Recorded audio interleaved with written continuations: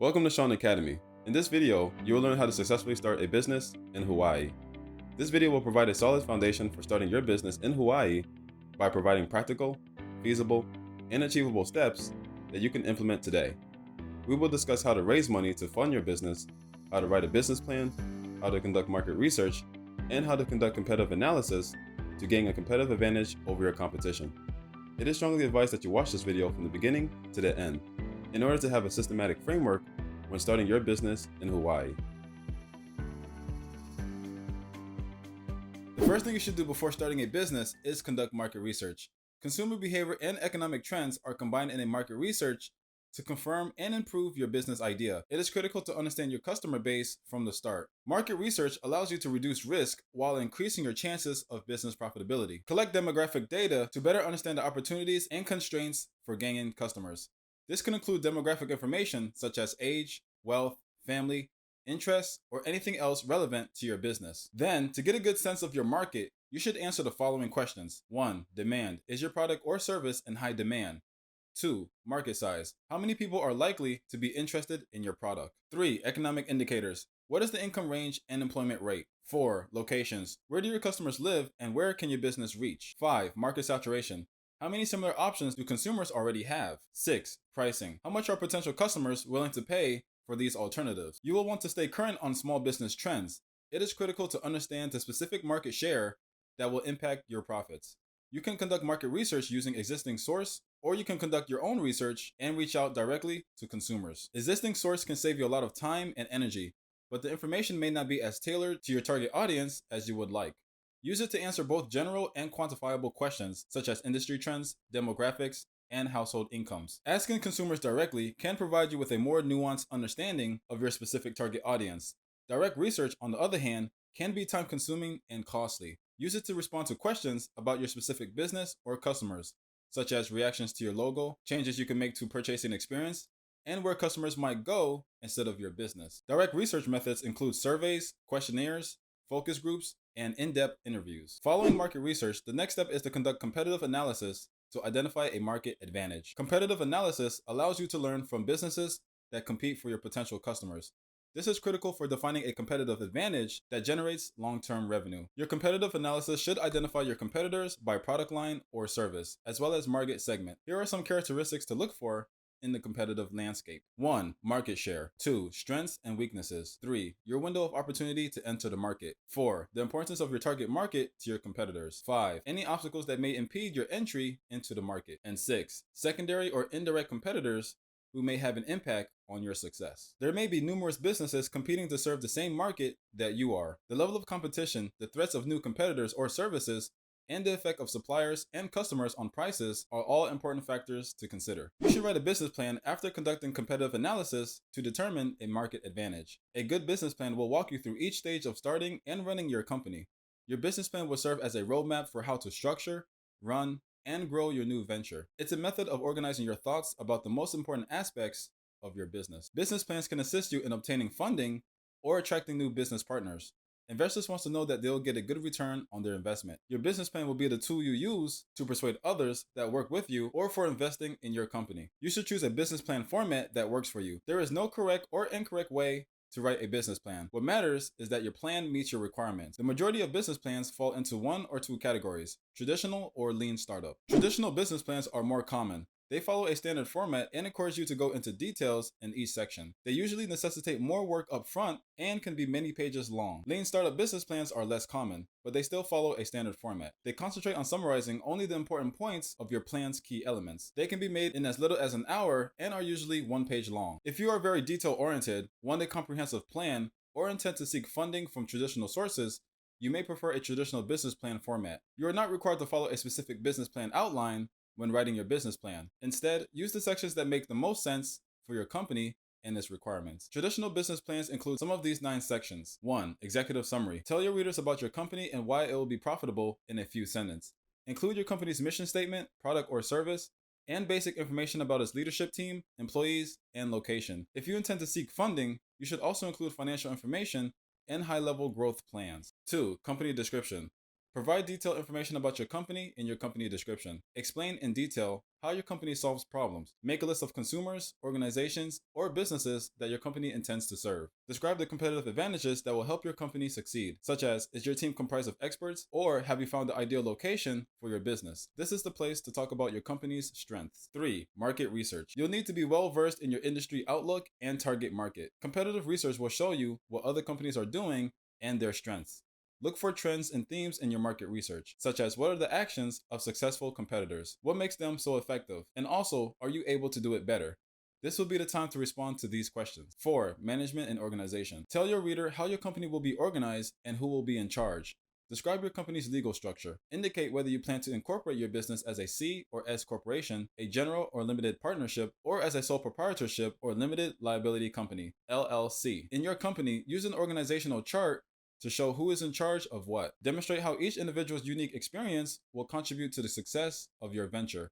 Consider including resumes and curriculum vitae for key members of your team. 5. Product or service line. Describe the product or service you provide. Describe how it benefits your customers and the product life cycle. Share your intellectual property plans, such as copyright or patent filings. Explain in detail if you are conducting research and development for your service or product. 6. Sales and marketing.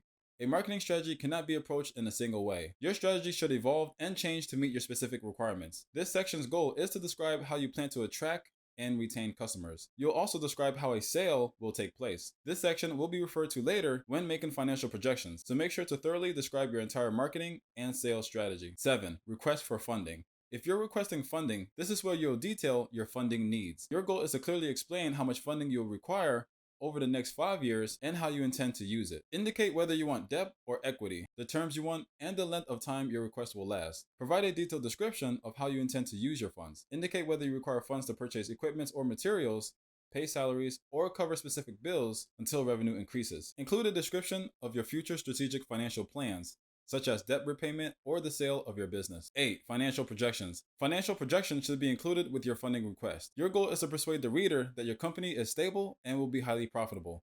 Include income statements, balance sheets, and cash flow statements for the last 3 to 5 years if your company is already established.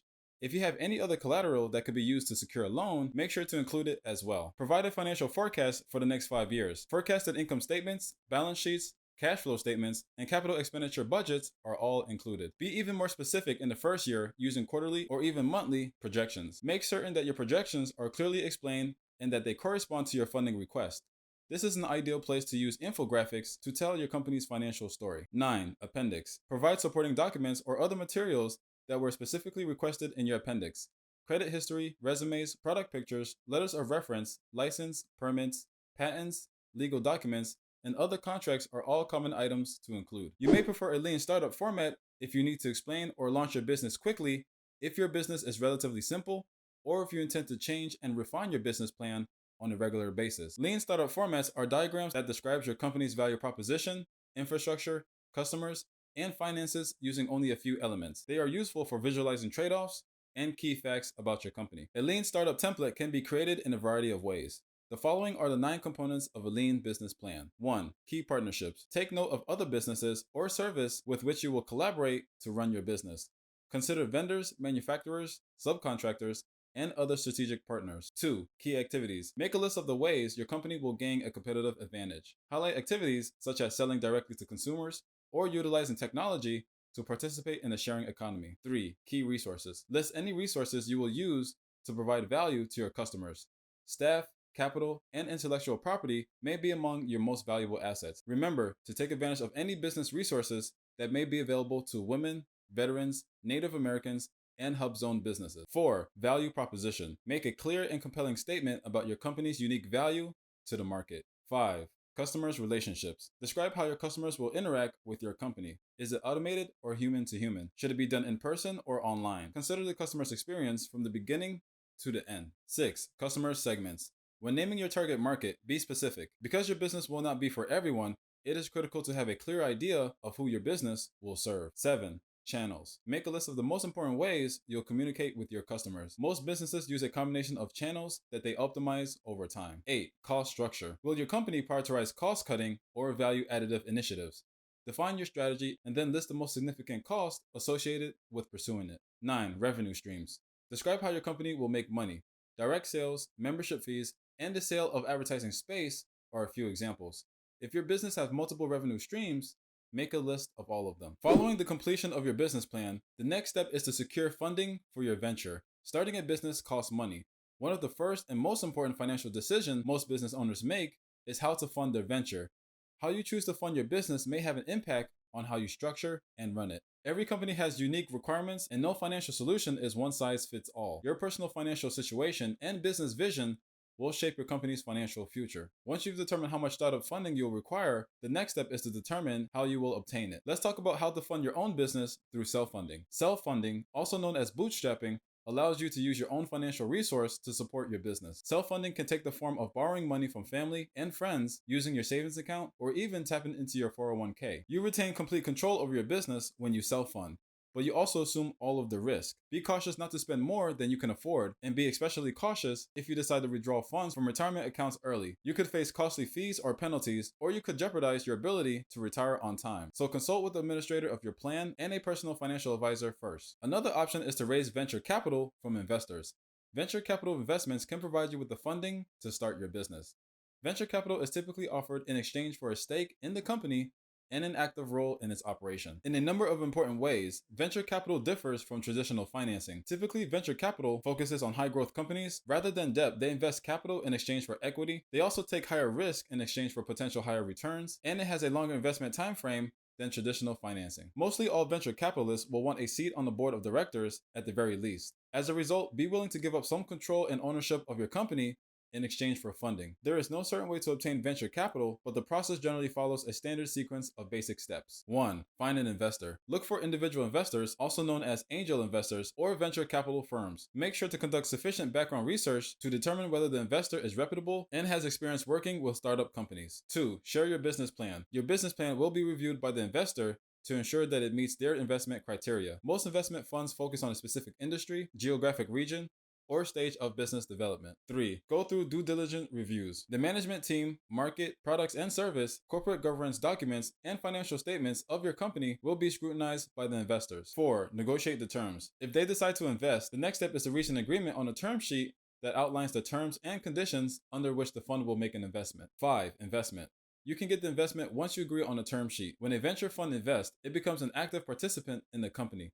Venture capital is typically provided in rounds. As the company achieves milestones, additional rounds of financing are made available, with price adjustments as the company executes its plan. If you found this video useful, please show your appreciation by clicking on the like button. Also, let us know in the comments if you'd like us to make a long, in-depth follow-up video to learn more about how to start this business. Also, don't forget to click the subscribe button to see more videos from Shaun Academy, an extension for education.